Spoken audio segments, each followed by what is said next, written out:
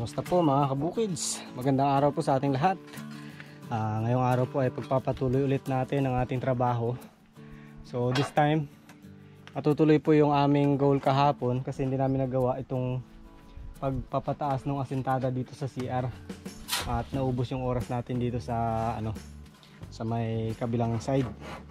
Tapos habang si Kuya JC ay pinagpapatuloy po yun, si Kuya Tulok naman ay gumagawa na nitong baluster. So ang ganda ng ating mga kabukids, yung terrace natin dyan. Ayan, nalalagyan na siya ng baluster dyan. Sinabi ko na sa kanya yung kanyang yung design na naiisip ko. Ayan, dyan kayang kaya daw. So, yan po ang ating itsura ng ating bahay kubo sa ating pagpapatuloy. Naglagay na siya ng doon, ng pawid sa taas kasi masyadong mainit para medyo menos. Diba? Paganda na ng paganda yung skeleton.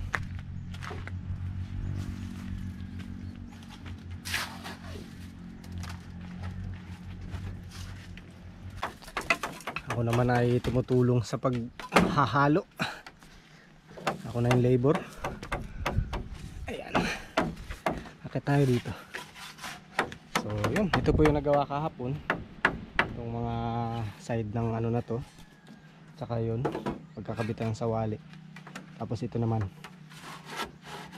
baluster. Para hindi tayo malalaglag dito. Bali ito po, lalagyan, buong ito may sawali to. Mula dito hanggang dyan. Dito. Okay. Tapos yan naman. Ito naman. Tatlo, bali tatlong box. Bali apat hanggang doon. Hanggang doon pa. So ayun, ayos.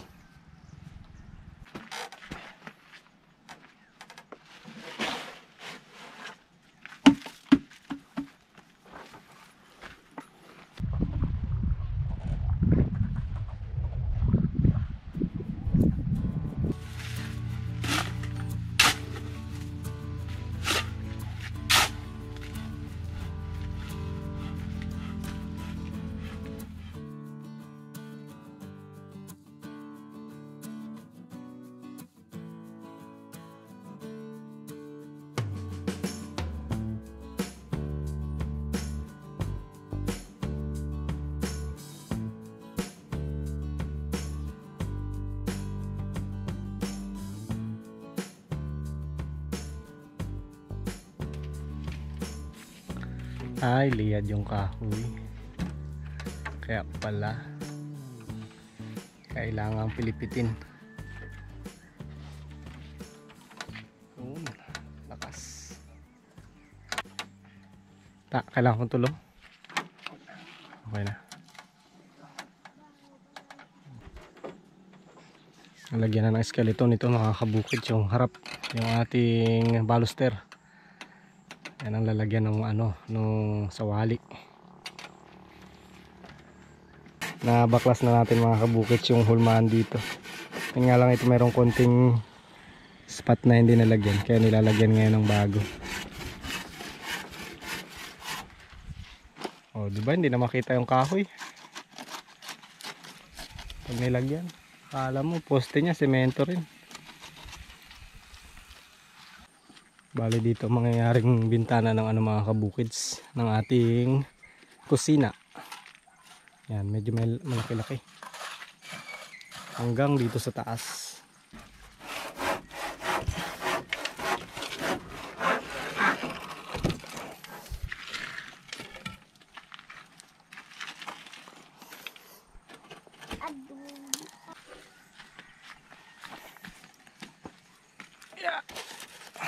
Mataas na yung ating CR.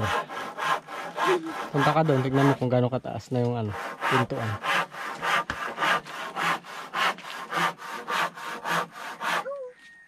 Di ba? Mataas na. Hindi mo naabot.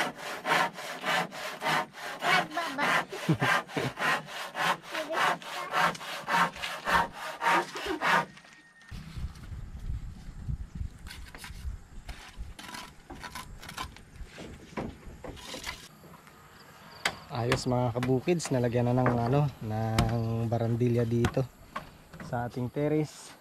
Connected po doon sa ating paglalagyan ng hagdanan dito, pababa sa veranda. So ito na lang po yung kulang na paglalagyan ng dingding. At dito maglalagay po yan ng bintana. Ayan ang naano nung tulok. Lagay niya rin po pati dito sa likod. So, bali tatlong side na po ng natin ng dingding ang malalagyan. Meron ng mga pilarete. So yun, at yung ating dito pader umakyat na rin.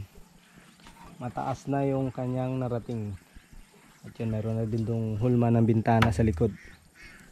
Ito malaki na rin. At yan ang ating nagawa for today. Pang na po ngayon, pang 10 araw ng ating paggawa. Next time po ulit, bukids.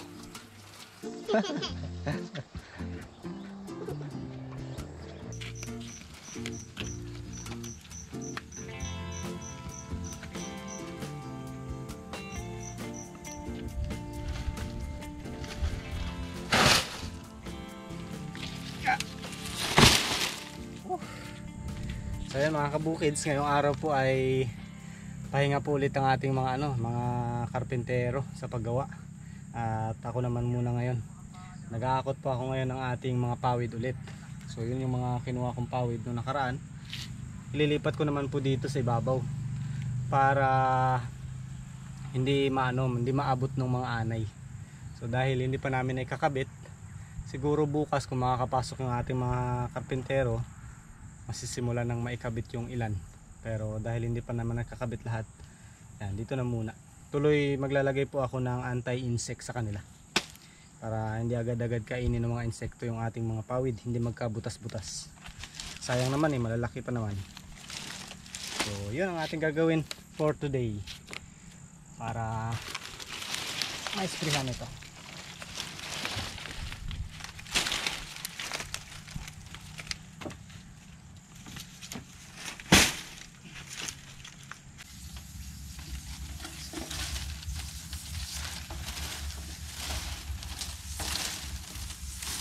Hindi pumasya mga kabukid doon sa taas, kaya yung iba na iwan na lang dito. Nag-spray na po tayo ng ating anti-insect. Malaking tulong po kasi ito para mas madugtungan po yung yung haba ng buhay ng ating nipa. Mabilis po kasi yung magkakabutas-butas kapag wala, lalo na kapag medyo mangod o kaya naman anong tawag dito, mura yung ating mga dahon ng nipa, mabilis masisira. Buti sana kung lahat mga magugulang na.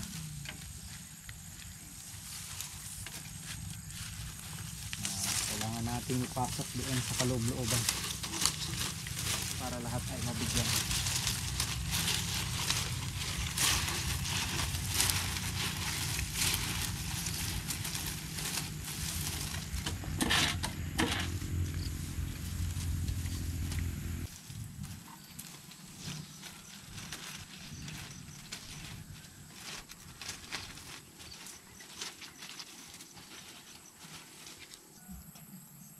Kamusta kayo dyan? Pinatawag ko kayo ngayong araw na ito para sa isang magandang anunsyo. Meron akong isang tagapakinig. Iboto mo ako ngayong halalan, ha? Ay, mahaba rin yung gagawin nila. Oo. Bilang yan, matamang kaway, nag-aakot siya. Oh, lakas niya oh. Sabi ko yung mga may sinambang gaanong nipa. Mga bata, marunong kaagad magtulong. Marunong ka agad sa mga gawaing ganyan, no? Mapakat. Bilang tabi. Parusa sa kanyang motor. Ang sulit ang motor mo.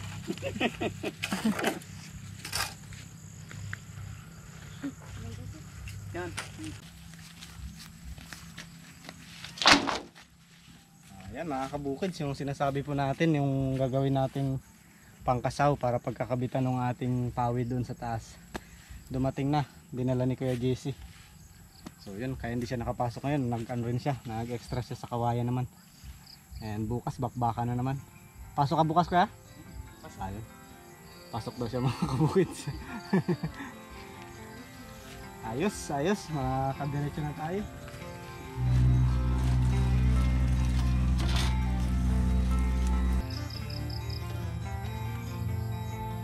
Woo! So yan mga kabukids, kita-kita ulit po bukas. Magpapatuloy ulit natin yung ating trabaho. Bukids!